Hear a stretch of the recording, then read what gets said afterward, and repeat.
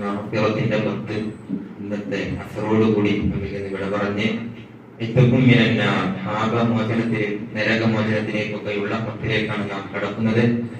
അല്ലാഹു തആല നരകമോചനം ലഭിക്കുന്ന അല്ലാഹുവിന്റെ അനുഗ്രഹത്തിന്റെ ഭവനമായ സ്വർഗം കരസ്ഥമാക്കുന്ന യഥാർത്ഥ സത്യവിശ്വാസികളിൽ നാം ഏവരെയും അല്ലാഹു തആല ഉൾപ്പെടുത്തി അനുഗ്രഹിക്കട്ടെ. ആമീൻ. റമദാനിലെ 20ാമത്തെ തറാവീഹ് നമസ്കാരം നമ്മൾ നിർവഹിച്ചു. ആ തറാവീഹ് നമസ്കാരം നിർവഹിച്ചവർക്ക് അല്ലാഹു തആല നൽകുന്ന പ്രതിഫലം അമ്പിയാക്കളുടെയും അല്ലാഹുവിന്റെ മാർഗത്തിൽ ജീവാർപ്പണം നടത്തിയ ശുഹദാക്കൾക്ക് നൽകുന്ന പ്രതിഫലം നൽകി അല്ലാഹു തആല അനുഗ്രഹിക്കുന്നു. അത്തരക്കാരിൽ അല്ലാഹു നാം ഏവരെയും ബന്ധപ്പെട്ടവരെയും ഉൾപ്പെടുത്തട്ടെ. ആമീൻ. അല്ലാഹു തആല നോമ്പ് അനുഷ്ഠിക്കാൻ വേണ്ടിയിട്ട് വിശ്വാസികളെ തിരഞ്ഞെടുത്തത്, നോമ്പനുഷ്ഠിക്കാൻ വേണ്ടി അല്ലാഹു തആല തിരഞ്ഞെടുത്ത മാസം പരിശുദ്ധമായ റമദാനാകുന്നു. ദിവസങ്ങളിൽ ഏറ്റവും പുണ്യം അറഫ ദിവസത്തിനാണ് അല്ലാഹു തആല നിശ്ചയിച്ചിട്ടുള്ളത്. എന്നാൽ മാസങ്ങളിൽ 12 മാസങ്ങളിൽ ഏറ്റവും ശ്രേഷ്ഠമാക്കപ്പെട്ട മാസം പരിശുദ്ധമായ റമദാനാകുന്നു. ഈ പരിശുദ്ധമായ റമദാനിലാണ് അല്ലാഹു തആല നാമൊക്കെ പാരായണം ചെയ്യുന്ന, നാം ഇപ്പോൾ കൂടുതൽ ബന്ധം പുലർത്തിക്കൊണ്ടിരിക്കുന്ന വിശുദ്ധമായ ഖുർആനിനെ അല്ലാഹു തആല ഇറക്കിയത്. വിശുദ്ധ ഖുർആനിൽ അല്ലാഹു തആല പറയുന്നുണ്ട്, ഇന്നാ അൻസൽനാഹു ഫീ ലൈലത്തിൽ ഖദ്ർ, തീർച്ചയായും നാം അതിനെ ഖദ്റിന്റെ രാത്രിയിലാണ് ഇറക്കിയത് എന്ന് പറയുന്നത്. അൻസൽനൽ ഖുർആന ജുംലതൻ വാഹിദതൻ മിൻ ലൗഹിൽ മഹ്ഫൂദ്, ലൗഹുൽ മഹ്ഫൂദിൽ നിന്നും അല്ലാഹു തആല വിശുദ്ധ ഖുർആനിനെ ഒറ്റയടിക്കായിട്ട് ഇലാ ബൈത്തുൽ ഉസ്സ, അല്ലാഹു തആല ഒന്നാം ആകാശത്തിലേക്ക് വിശുദ്ധ ഖുർആനിനെ ഒറ്റയടിക്ക് ഇറക്കിയത് ഈ ലൈലത്തുൽ ഖദ്റിന്റെ രാത്രിയിലാണ്. ഇന്ന് മുതലുള്ള ഒറ്റയുടെ രാവുകളിൽ അത് പ്രതീക്ഷിക്കാവുന്ന രാത്രിയാണ്. 21ന്റെ രാവ്, തുടർന്നുള്ള രാവുകളൊക്കെ അല്ലാഹു തആല നമുക്കത് നൽകാൻ കഴിയട്ടെ. ഒരു വർഷം ഒരൊറ്റ ലൈലത്തുൽ ഖദ്ർ ലഭിക്കുന്നതിലൂടെ 83ലേറെ വർഷം സൽക്കർമ്മങ്ങൾ ചെയ്ത പ്രതിഫലം അല്ലാഹു തആല നൽകുകയാണ്. അപ്പോൾ ആ ഒരു രാത്രിയിലാണ് വിശുദ്ധ ഖുർആനിനെ അല്ലാഹു തആല ഒന്നാം ആകാശത്തേക്ക് ഇറക്കിയിട്ടുള്ളത്.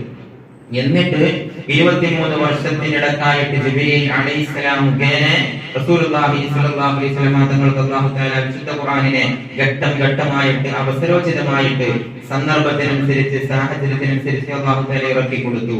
മറ്റു ഗ്രന്ഥങ്ങളും ഇതുപോലെ തന്നെയാണ്. ഈ ഒരു രാത്രിയിൽ നാമൊക്കെ ലൈലത്തുൽ ഖദ്ർ പ്രതീക്ഷിക്കാവുന്ന പല അഭിപ്രായ വ്യത്യാസങ്ങളുണ്ടെങ്കിലും അത് എന്നാണതിനെ കുറിച്ച് റസൂലുള്ളാഹി സ്വല്ലല്ലാഹു അലൈഹി വസല്ലം തങ്ങൾക്ക് കൃത്യമായി അല്ലാഹു തആല അറിയിച്ചു കൊടുത്തിരുന്നുവെങ്കിലും പിന്നീട് അത് മറക്കപ്പെടുകയാണ് ചെയ്തത്. ഒരുപക്ഷെ ഉമ്മത്തിന് നമുക്കത് ഖൈറായേക്കാം. കൂടുതൽ സൽക്രമങ്ങൾ ഈ പറയപ്പെട്ട ദിവസങ്ങളിലെങ്കിലും ചെയ്തുകൊണ്ട് നന്മ കൂടുതൽ ചെയ്യാനുള്ള അവസരം ലഭിക്കാനാവാം അത് മറക്കപ്പെട്ടത്. അതിൽ ഈ ഒരു രാത്രിയിൽ നാം കൂടുതൽ നിർവഹിക്കേണ്ടത് പല സൽക്രമങ്ങളുമുണ്ട്. വിശുദ്ധ ഖുർആൻ പാരായണം ചെയ്തുകൊണ്ടും തസ്ബീഹുകൾ, തഹ്ലീലുകൾ, ദിക്റുകൾ ചൊല്ലിക്കൊണ്ടും പിന്നെ നിസ്കാരങ്ങൾ നിർവഹിച്ചുകൊണ്ടുമൊക്കെ പിന്നെ ഈ രാത്രികളെ നാം ധന്യമാക്കേണ്ടതുണ്ട്. ആ ഇതിൽ നമ്മളേറെ എല്ലാവരും ശ്രദ്ധിക്കപ്പെടുന്ന നിസ്കാരമാണ് തസ്ബീഹ് നിസ്കാരം എന്നുള്ളത്.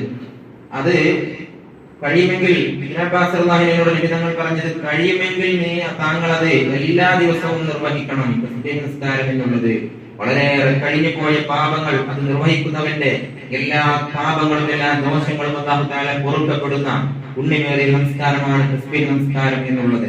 പിന്നെ അത് കഴിയുമെങ്കിൽ എല്ലാ ദിവസവും നമസ്കരിക്കുക. അതിന് കഴിയില്ലെങ്കിൽ എല്ലാ വെള്ളിയാഴ്ചകളിലും ആഴ്ചയിൽ നിർവഹിക്കുക.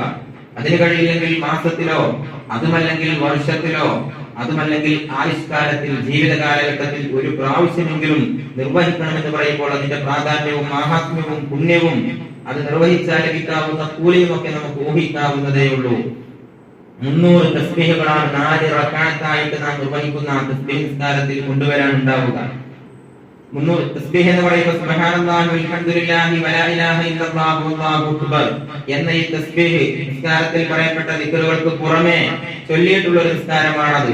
കുറച്ചൽപ്പം ദൈർഘ്യമേറിയതാണെങ്കിലും നാം ഒരു വർഷത്തിലൊരിക്കലെങ്കിലും എന്ന ഒരു ഇതിലേക്ക് ആ ഒരു പിന്നെ നിർദ്ദേശത്തിലേക്കെങ്കിലും ആ നിർദ്ദേശം പാലിക്കപ്പെടുന്നവരിലെങ്കിലും ഉൾപ്പെടാനുള്ള ശ്രമം നമുക്കുണ്ടെങ്കിൽ അത് രാത്രിയും പകലും ഒക്കെ നിർവഹിക്കാം. ജമാഅത്ത് സുന്നത്ത് ഇല്ലാത്ത നിസ്കാരമാണ്.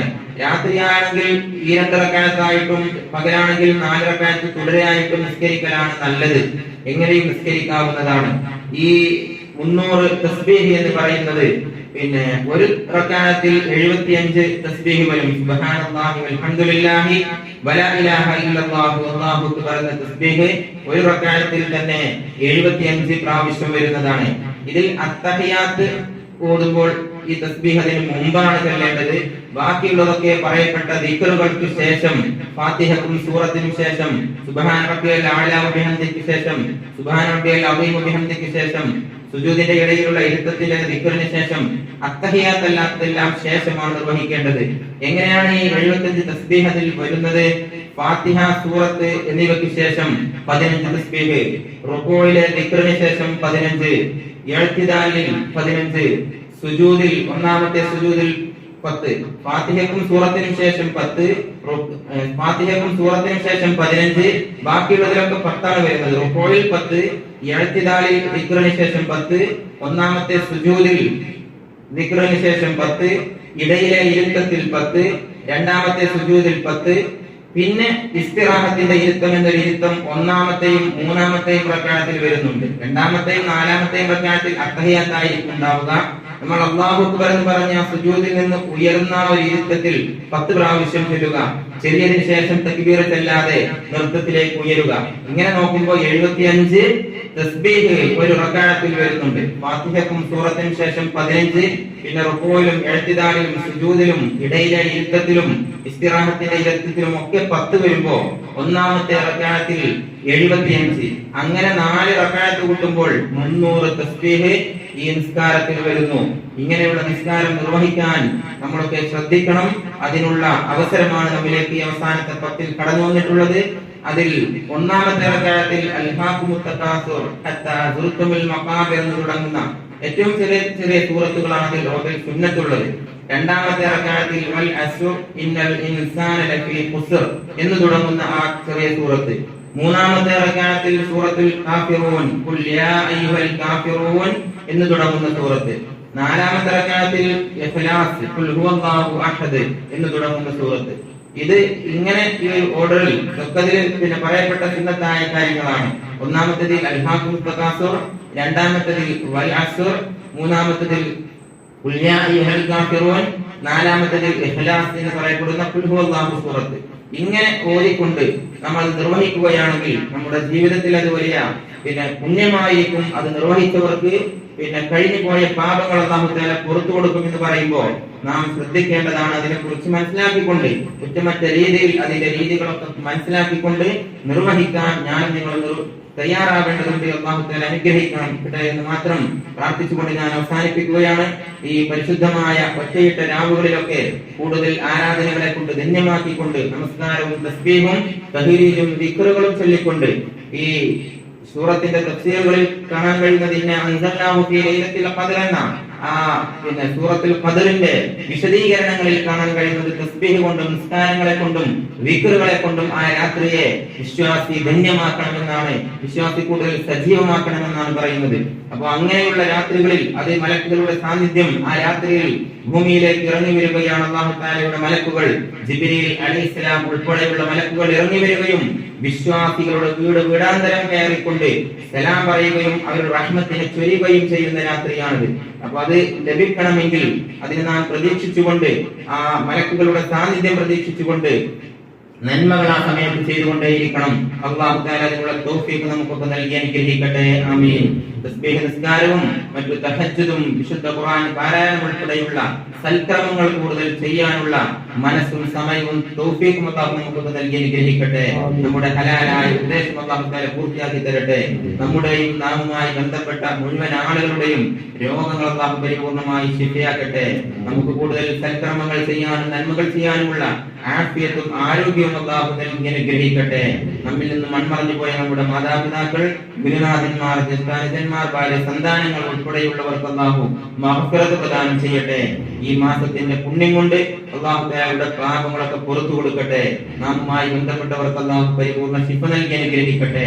നമ്മുടെയും എല്ലാ രോഗങ്ങൾക്കും അല്ലാഹു പരിപൂർണ്ണ ശിഫ നൽകി അനുഗ്രഹിക്കട്ടെ. നമ്മുടെ ജീവിതത്തിന്റെ എല്ലാ മേഖലകളിലും നമ്മുടെ ഏർപ്പാടുകളിലും നാമുമായി ബന്ധപ്പെടുന്ന നമ്മുടെ ജീവിതോപാധികളിലൊക്കെ അല്ലാഹു വിജയവും ഖൈറും ബറക്കത്തും നിലനിർത്തി തരട്ടെ. അല്ലാഹുമ്മ റബ്ബനാ ആതിനാ ഫിദ് ദുനിയാ ഹസനതൻ വഫിൽ ആഖിറതി ഹസനതൻ വഖിനാ അദാബന്നാർ. ആമീൻ ബിറഹ്മതിക യാ അർഹമർ റഹീമീൻ. അസ്സലാമു അലൈക്കും വറഹ്മത്തുള്ളാഹി.